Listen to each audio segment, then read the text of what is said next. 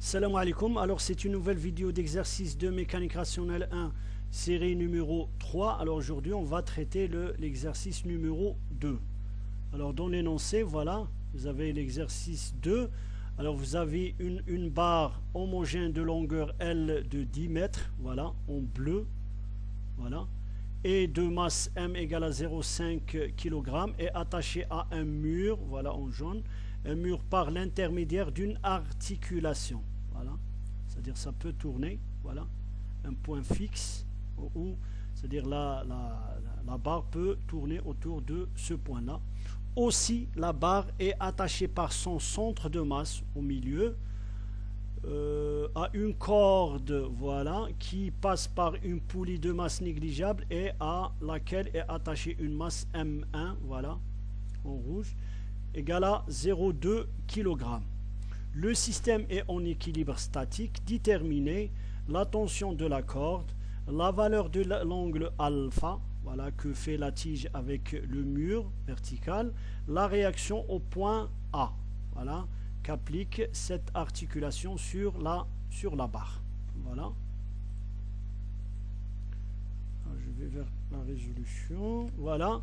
Voilà, je reprends ici l'énoncé avec la figure donnée. Alors bien sûr ici la barre est un solide indéformable à l'équilibre statique. Cela veut dire que le torseur d'action mécanique sur la barre est en tout point de l'espace P, X, Y, Z est un torseur nul. Voilà. Bien sûr, c'est-à-dire toujours au point P ici, c'est-à-dire les deux éléments de réduction du torseur en tout point de l'espace sont nuls, à savoir la résultante R égale à 0 et le moment des forces extérieures au point P égale à 0. Voilà. Alors la barre, bien sûr, comme vous pouvez voir, est soumise à trois forces. Son poids, voilà. Je vais faire un zoom pour que vous puissiez voir. Alors vous avez le poids de la barre. Vous avez ici une réaction RA et vous avez la tension de la corde. Voilà. Vous avez, comme vous pouvez voir, il y a la réaction en ce point A. Il y a le poids de la barre et il y a la tension de la corde. Alors, d'autre part, si on applique, par exemple, ou bien on cherche les forces appliquées sur la masse M1, voilà, dans la figure, eh bien, elle est soumise à deux forces, son poids P1 égale à M1G et la tension de la corde. Voilà, bien sûr, l'axe OX et l'axe OY, c'est ce qu'on appelle le free body diagramme. Voilà, alors d'autre part la masse M1 est soumise à deux forces, bien sûr son poids P1 et la tension de la corde. Alors on vous dit calculer la tension de la corde. Alors à l'équilibre statique de la masse M1, vous avez T1 plus P1 égale à 0, c'est un vecteur, voilà, nul, la somme. Et bien la projection de force sur l'axe OY, voilà, vous voyez l'axe OY dans ce sens-là. T a une composante positive alors que P1 a une composante négative. C'est pour ça qu'on écrit T égale moins P1 égale à 0. D'où T égale à P1. Bien sûr, P1 c'est la masse voilà, la masse M1, sa valeur, fois G égale à 0,2. Voilà, on vous dit dans l'énoncé que c'est 0,2. Voilà, 0,2 kg. Alors, 0,2 fois 9,81, voilà, c'est 1,962 newton. Voilà, c'est la tension de la corde à l'équilibre. C'est-à-dire il n'y a pas mouvement. Alors, deuxièmement, on vous dit calculer la valeur de l'angle alpha que fait la barre avec le mur à l'équilibre. Alors, la résultante R des forces appliquées à la barre étant nulle, on écrit, voilà la résultante. Vous avez les trois forces appliquées sur la barre. Et bien la somme de ces trois forces est nul. Voilà, vous avez le P, le poids de la barre, T, la tension de la corde, et RA, la réaction de l'articulation, c'est-à-dire la liaison qu'on appelle articulation, égale à 0. La projection sur l'axe OX donne, voilà, alors vous avez la projection, je vous rappelle ici que le alpha, on la trouve ici, voilà alpha, entre P et la barre, et vous pouvez le trouver ici aussi, entre T et l'horizontale. Voilà, bien sûr, avec le bêta, c'est l'angle que fait la force T avec la tige. C'est un angle droit. Voilà. Et il reste droit. Voilà, à l'équilibre. Alors, vous avez la projection sur l'axe OX donne RAX plus T cos alpha égale à 0. Voilà. Ce qui donne RAX égale à moins T cos alpha, c'est la première équation. Maintenant, la projection sur l'axe OY donne, voilà, sur l'axe OY, ben, suivant X, vous avez T cos alpha plus RAX, voilà, vous avez la composante, sa composante suivant X. Maintenant, suivant Y, eh ben, vous avez moins P, voilà, moins P. Vous avez T sinus alpha positif et vous avez RAY. Alors, une petite remarque ici. Alors, contrairement à ce qu'on a eu dans l'exercice 1, on avait une contrainte qui s'appelle appui simple. C'est-à-dire, elle permettait, cette liaison, à l'échelle de se déplacer, de glisser le long du mur. Alors que ici, on n'a pas un appui simple, mais on a une articulation. C'est-à-dire, cette articulation empêche la tige de s'enfoncer dans le mur et de tomber. C'est pour ça elle présente deux composantes. Voilà, une composante suivant X de la réaction et une composante suivant Y. Mais elle n'empêche pas la tige à faire une rotation autour de l'axe qui pointe vers nous. Voilà, c'est par définition une liaison qui s'appelle articulation. Voilà. Alors, vous avez les deux équations. Vous avez la deuxième projection sur l'axe OY, RAY plus T sinus alpha moins P égale à 0, ce qui donne RAY égale à moins T cos alpha plus P. Alors, on connaît T, on connaît P, mais on ne connaît pas alpha, on ne connaît pas RYA. Alors on choisit pour cela, voilà, on n'a pas c'est-à-dire les équations, le nombre d'équations suffisant pour résoudre ces deux équations. C'est pour ça on va utiliser le fait qu'on ait un torseur nul, c'est-à-dire le moment en tout point de l'espace des forces extérieures doit être nul. Maintenant on peut choisir par exemple le point A par rapport auquel on va calculer le moment. Alors on a AB vectoriel P, AB vectoriel T, plus AA vectoriel ARA. Alors comme vous pouvez le constater, AA c'est nul, c'est pour ça ce terme-là est nul. Il nous reste que ces deux vecteurs. Voilà, vous avez le A. Alors c'est une manière d'éliminer le RA, c'est-à-dire une composante inconnue, c'est-à-dire une force inconnue. C'est une manière de l'éliminer du calcul. Alors on calcule les moments des forces par rapport au point A, voilà, à travers lequel passe le RA. C'est pour ça on élimine le RA de ce calcul. Voilà, c'est une astuce mathématique. Alors, au lieu de faire le calcul analytique, eh ben, on va utiliser la technique qu'on a utilisée la fois passée. C'est ce qu'on appelle la technique de bras de levier. Voir figure ci-dessous. On trouve la composante suivant OZ du moment, la seule, c'est-à-dire il y a une seule composante. Elle n'a pas le moment suivant au point A. N'a qu'une seule composante suivant Z, suivant X, suivant Y, les composantes sont nulles. Alors, on utilise la technique. Vous avez deux moments à calculer. Et bien, vous avez le moment de la force T par rapport au point A.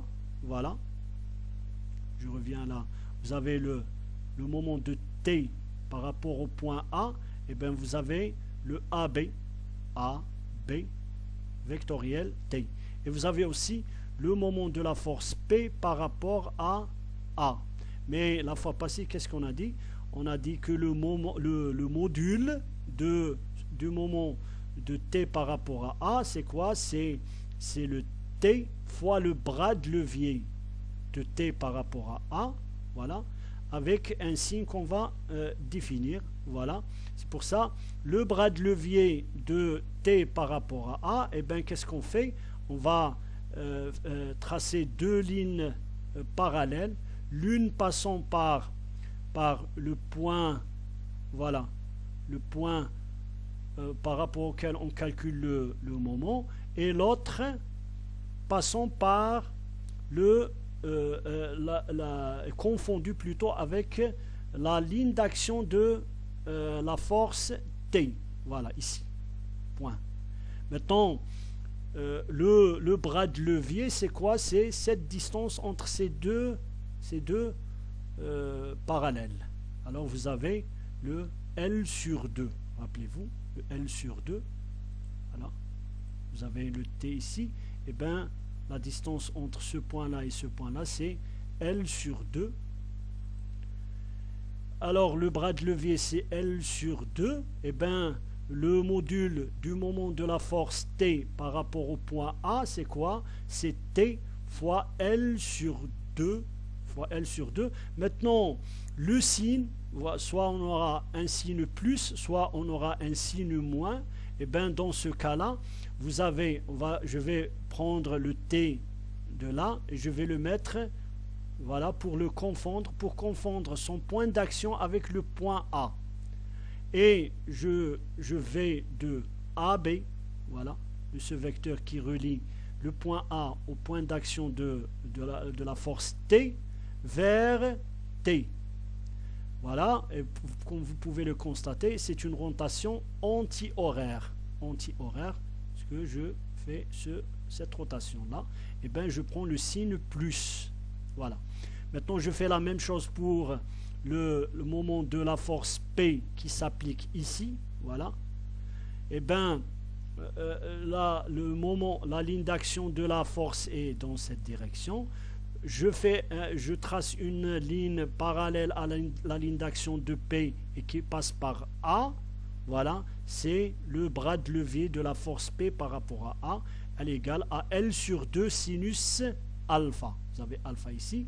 Maintenant, la force s'applique ici, mais je vais la transférer en ce point-là pour confondre son point d'action avec le point A.